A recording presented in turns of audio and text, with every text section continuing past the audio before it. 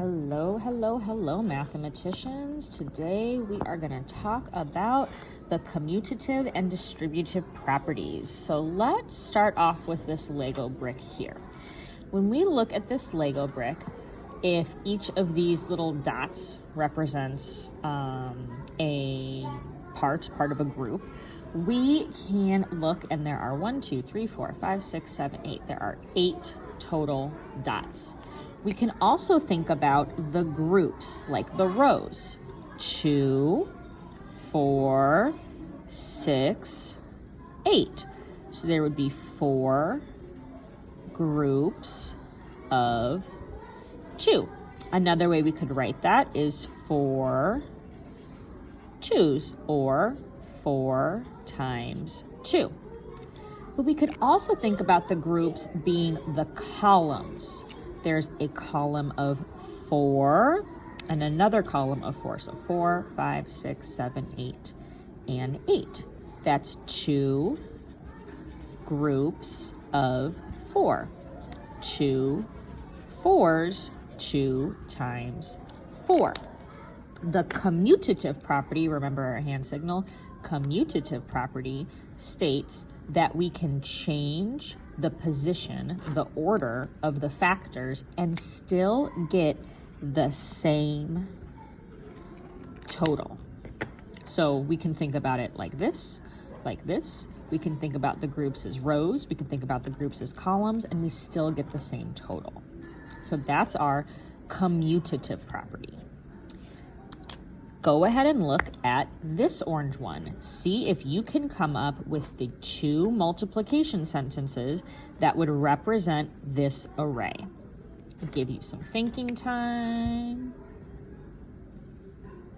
You should have thought of 2 times 3 equals 6, and 6 times 3, we all make mistakes. Let's try that again. And 3 times 2 equals 6. We have 2 groups of 3, and we also have 3 groups of 2. So now let's see how the distributive property is a little bit different. So I'm going to start off with this red array right here.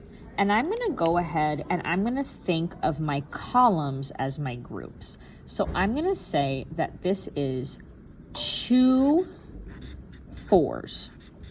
I have 1 4, 2 4s. Another way I can write 2 4s is 2 times 4. Now let's look at this one here. I'm going to say that each column is a group. So I have 1 4. Another way I could write that is 1 times 4. But what if I were to put them together? How could I represent that using a math equation? If I put them together, it's like I'm adding them. It's like I'm adding 2 4s plus 1 4, and that would equal 3 4s. Sorry, you can't see that. 3 4s. Let's move this so we can see. There we go. What about here? I have my first array, 2 times 4. I'm adding my second array, and I end up with an array that has 1, 2, 3 groups of 4. So how could I find the total? I could find the amount that is in 2 4s. 2 times 4 is 8. I could find the amount that is in 1 4. 1 times 4 equals 4. And when I add 8 plus 4, I get 12. 3 times 4 equals 12. Let's try another example with some different ones. All right, let's look at this one. We have green, and orange. So I'm going to write my multiplication equation for green, and I'm going to say that the columns are the groups. So I have 2 groups of 2. 2 times 2. I'm going to look at my orange guy over here. I'm going to say the columns are groups. So I have 1, 2, 3. 3 groups of 2. 2 groups of 2 is the same as what? 4. 3 groups of 2 is the same as what? 6. Now, what happens if I bonk, put them together? I now have, instead of 2 groups of 2 or 3 groups of 2, I have 1, 2, 3, 4, 5 groups of 2.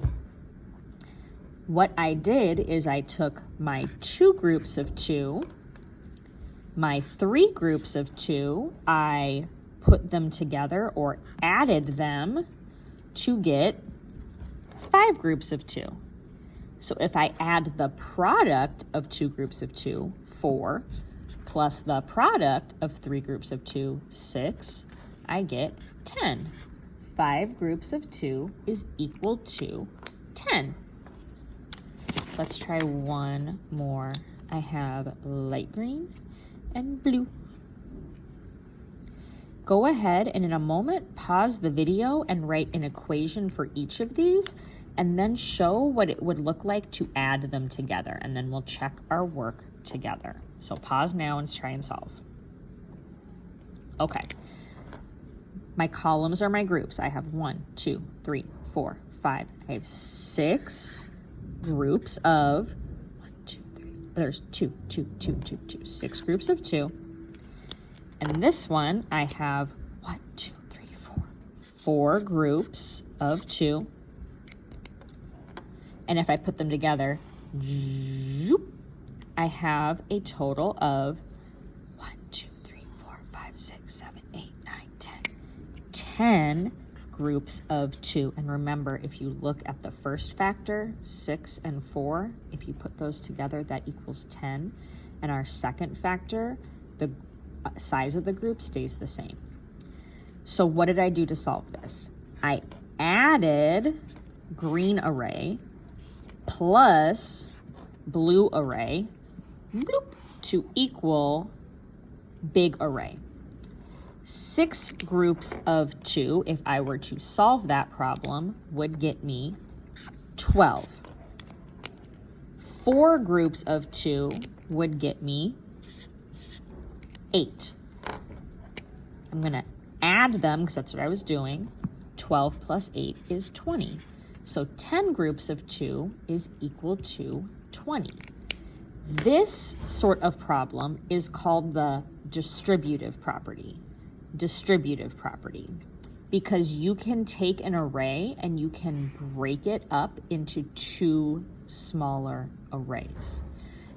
You could take an array and break it up into 2 smaller arrays. Let me show you how that works. I could take this big array right here, which is 1, 2, 3, 4, 5, 6, 7, 7 groups of 2.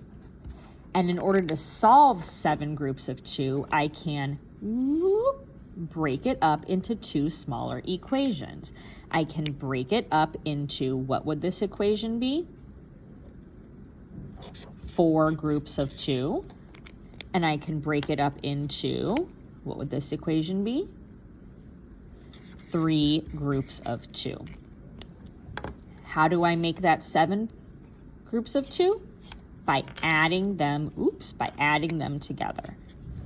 4 groups of 2 plus 3 groups of 2 is 7 groups of 2. So we take our array and we break it into pieces. That's the distributive property.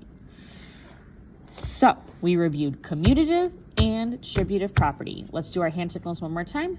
Commutative, distributive.